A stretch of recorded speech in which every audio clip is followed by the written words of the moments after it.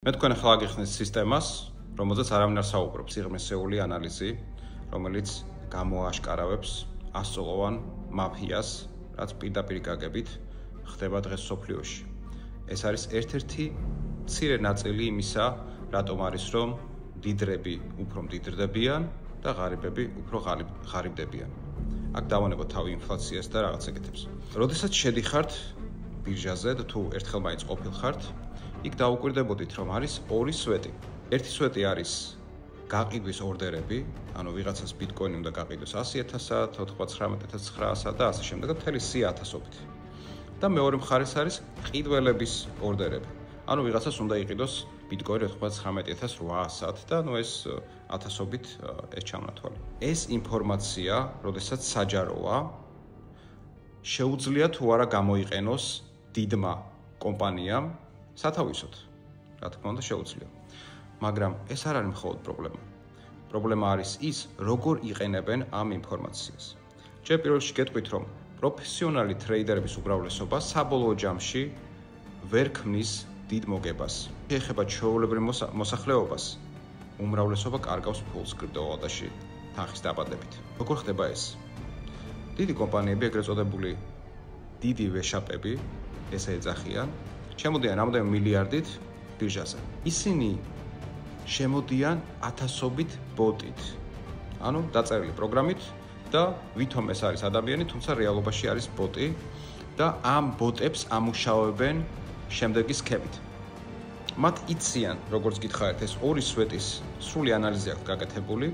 ირჩევენ კონკრეტულ მომენტს, როდესაც თავიანთ ბოტებს უნდა დაავალონ, რომ მაგალითად ეხლა ჩვენ უნდა გავყიდოთ ჩვენი მილიარდობით დოლარის ბიტკოინი, რაც ახლა ამ მომენტში გვაქვს და დებენ ორდერებს. მათი ორდერები მიყვება თანაბრად თავიანთ ქრონოლოგიას. რა ხდება ამ მომენტში? როდესაც ისინი თავიანთ ორდერებს აკეთებენ ისეთ ფასში, რომ ადამიანს მოუნდება ყიდვა, ანუ მიმზიდველ ფასში აკეთებენ. უკვე ორი სვეტის ანალიზი ხო აქვს გაკეთებული და იციან უკვე რა ფასში დადება შეიძლება, რომ სწრაფად გაიყიდოთ მათ ეს ბიტკოინები. ანუ როგორც კი ეს ორდერები გაყიდვის დაიწყებს მუშაობას, ანუ ხალხი იყიდეს, ვარა მაგარი ფასზე მოდივიყიდე, ხდება რეალურად რა, რომ ჩარეცხვა ბიტკოინის და საბოლოო ჯამში ეს ორდერები კარგ ფასში მოიწურება, მე ხალხი პანიკურად უკვე ვისაც ბიტკოინი აქვს, ნახავს რომ ძალიან ფასი დაუვარდა, იმიტომ რომ ორდერები იწყება ზევიდან და მიდის ქვევით. ამ სპეციალურად ჭკვიანად ვთქვათ, რომ ჯერ არის 99.900, მე 99.800 და ასე შემდეგ და მოკლედ ხდება ბიტკოინის ფასის კლება. როგორც კი მათი მილიარდობით ორდერი მორჩება,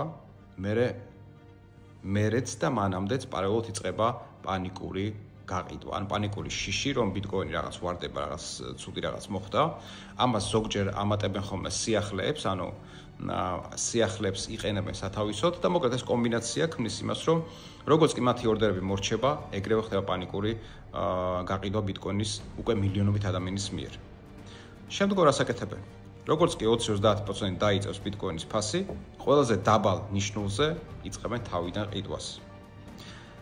აქ არის ორი მომენტი. ერთი, რაც აგიხსენით, ეს სქემა და მეორე, კითხვა ისმის, როდესაც დაბალ ფასში უკვე გაჩერდა ბიტკოინის ვარდნა და დაბალ ფასში ისინი ახერხებენ ამ ყველაფრის შეძენას. რატო არ შეუძლია ჩვეულებრივ ადამიანს შეიძინოს, ხო? მანდაც კონკურენტი არ ყავთ. და რატო? იმიტომ რომ პირველი ბირჟის სისტემა უპირატესობას ანიჭებს დიდი ორდერების პირველ რიგში შესრულებას.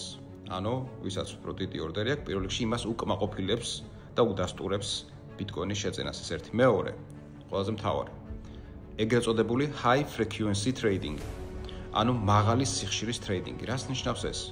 ამ უზარმაზარ კომპანიებს აქვთ ეკოსისტემა შექმნილი, ანუ უზარმაზარი სერვერები აქვთ, რომელიც არის ახლოს იმ კონკრეტული ბირჟის სერვერებთან.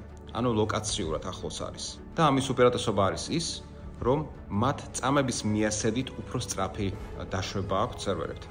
აქ იდეა მარტივია, რომ პირველი მაღალი ფასის ორდერებს სისტემა უკმაყოფილებს ბიტკოინის შეძენას და მეორე მათ დამატებით აქვთ წამების მიასედით უფრო სწრაფი ინტერნეტი და ეს დამატებით უპირატესობას ანიჭებთ. მაგრამ ყველაზე დაბალ ფასში, ყველაზე მაგარ ფასში ყიდულობენ და უზარმაზარ ფულს აკეთებენ. ანუ ყოველ ჯერზე ეგრეთ წოდებული ვეშაპები იმარჯვებენ.